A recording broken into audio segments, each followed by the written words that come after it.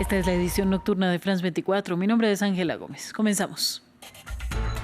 El presidente de Estados Unidos, Donald Trump, entregó un discurso a la nación a 11 meses del inicio de su mandato. El mandatario aplaudió la gestión económica de su propia administración y habló de las guerras a las que logró poner fin, aunque no mencionó a Ucrania y tampoco se refirió a la tensión actual con Venezuela.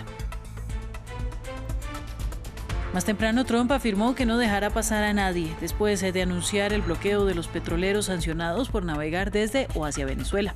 El mandatario dijo que Venezuela le arrebató el petróleo a Estados Unidos y que lo quiere de vuelta. Para el gobierno de Nicolás Maduro es una amenaza grotesca. Y el Congreso de Brasil aprobó un proyecto de ley para reducir la pena de prisión del expresidente de extrema derecha Jair Bolsonaro, condenado por planear un golpe de Estado. Pasaría de pagar 27 años tras las rejas a poco más de 2. Aunque Lula da Silva vetaría el proyecto, este podría ser anulado por los congresistas.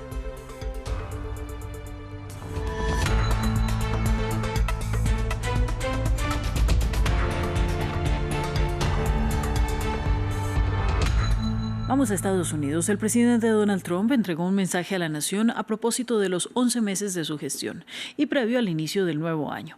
El mandatario centró su discurso en los avances en materia migratoria, económica y en salud de su administración. Habló también de los acuerdos que ha logrado firmar para finalizar 8 conflictos, aunque no mencionó la guerra en Ucrania, cuyo fin fue una de sus promesas principales. Tampoco se refirió a la tensión actual con Venezuela. El presidente prometió un boom económico para Estados Unidos. Esta noche, tras 11 meses, nuestra frontera está segura. La inflación ha detenido. Los salarios están arriba, los precios están abajo. Nuestra nación es fuerte, Estados Unidos es respetado y nuestro país está de vuelta, cada vez más fuerte que nunca antes. Más temprano, Donald Trump continuó con su retórica contra Venezuela. El mandatario dijo que no dejará pasar a nadie que no deba hacerlo después de anunciar el bloqueo de todos los petroleros sancionados que navegan hacia o desde aguas venezolanas. Además, Trump aseguró que Venezuela le arrebató el petróleo y que lo quiere de vuelta, mientras continúa un asedio al Mar Caribe, supuestamente en una lucha de Washington contra el narcotráfico, pero que señala directamente al gobierno en Caracas. Justamente el miércoles, las Fuerzas Armadas de Estados Unidos destruyeron una nueva lancha supuestamente ligada al narcotráfico en aguas internacionales del Pacífico Oriental y mataron a 4 personas a bordo. Por otro lado, la administración Trump está preguntando a las compañías petroleras estadounidenses si estarían dispuestas a regresar a Venezuela si el presidente Nicolás Maduro se marchase.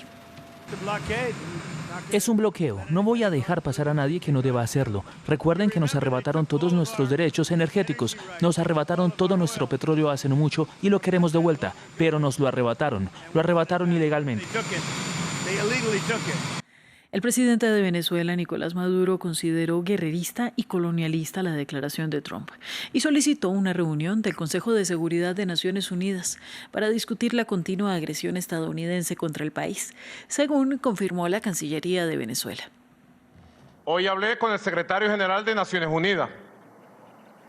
Hablamos un rato largo y les puse plenamente lo que ha sido la escalada de agresiones y de amenazas.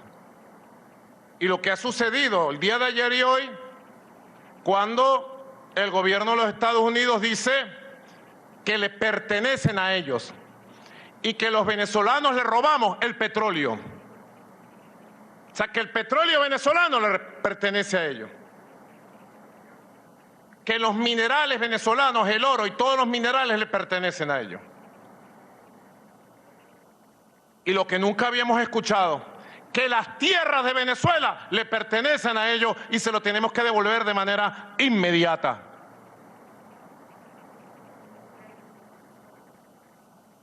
Sencillamente, es una pretensión guerrerista y colonialista.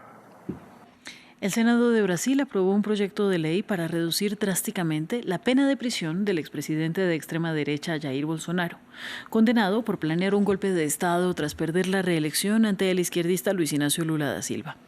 Aprobado por la Cámara Baja la semana pasada, el proyecto de ley pasa ahora a Lula, que tiene previsto un veto. Este, sin embargo, podría ser anulado por el Congreso. Bolsonaro, de 70 años, comenzó una condena de 27 años de prisión en noviembre y según las normas actuales se esperaba que cumpliera al menos 8 años tras las rejas, antes de poder acogerse a un régimen más flexible. Sin embargo, la nueva legislación que cambia el cálculo de las penas para ciertos delitos podría llevar a Bolsonaro a cumplir poco más de 2 años en prisión. Nós no Senado aqui, desde o início, nos posicionamos. Desde el Senado, desde el principio, nos posicionamos a favor de corregir ese error y restringir los beneficios solo a los condenados por el 8 de enero, ya sean los manifestantes, el expresidente Jair Bolsonaro o los generales, sobre quienes también existen muchas dudas sobre el proceso y la imparcialidad del juicio, en particular el importante debate sobre si realmente hubo un intento de golpe de Estado o si todo esto no fue más que una agitación que finalmente se abandonó. Que acabou sendo abandonada. Seguimos ahora con información sobre el acuerdo de libre comercio entre la Unión Europea y el Mercosur. Pese a que las negociaciones culminaron en diciembre de 2024, el pacto alcanzado entre la Unión Europea y el bloque latinoamericano parece tambalearse en la víspera de su firma. Francia e Italia dan marcha atrás y se resisten a suscribir el pacto, sin antes obtener más protecciones para sus agricultores y garantías de reciprocidad. Nos lo cuenta Jesús Yajure.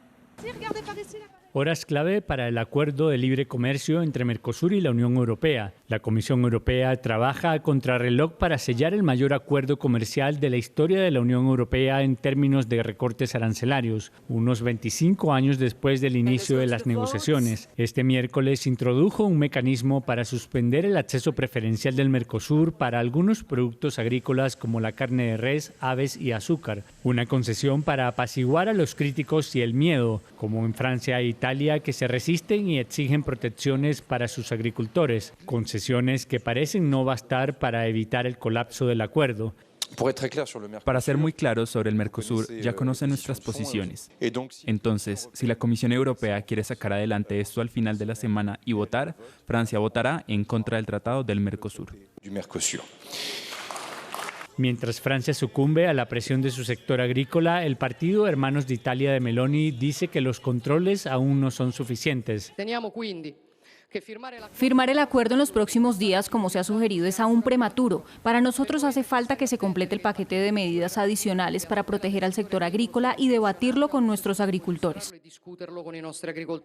Al otro lado del Atlántico, varios países se impacientan y lanzan un ultimátum con Brasil a la cabeza. Está difícil porque Italia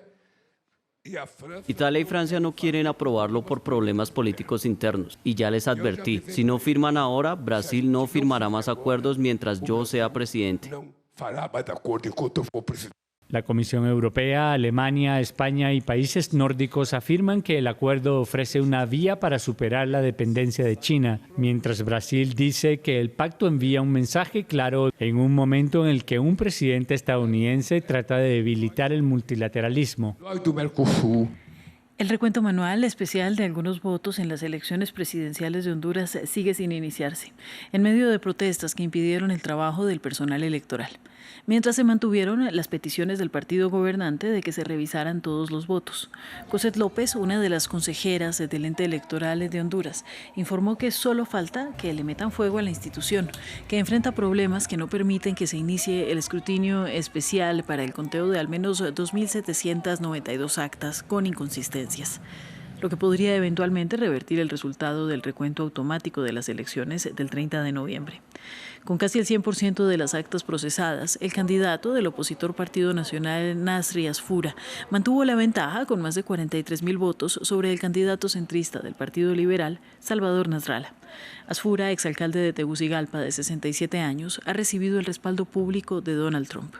Justamente el Departamento de Estado de Estados Unidos instó al Consejo Nacional Electoral de Honduras a iniciar de inmediato el proceso.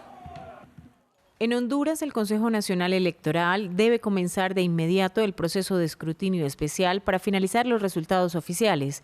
Cualquier llamado a alterar el orden público o el trabajo del CNE tendrá consecuencias. Las voces de 3,4 millones de hondureños deben ser respetadas y escuchadas. Fin del informativo. Siga en France 24.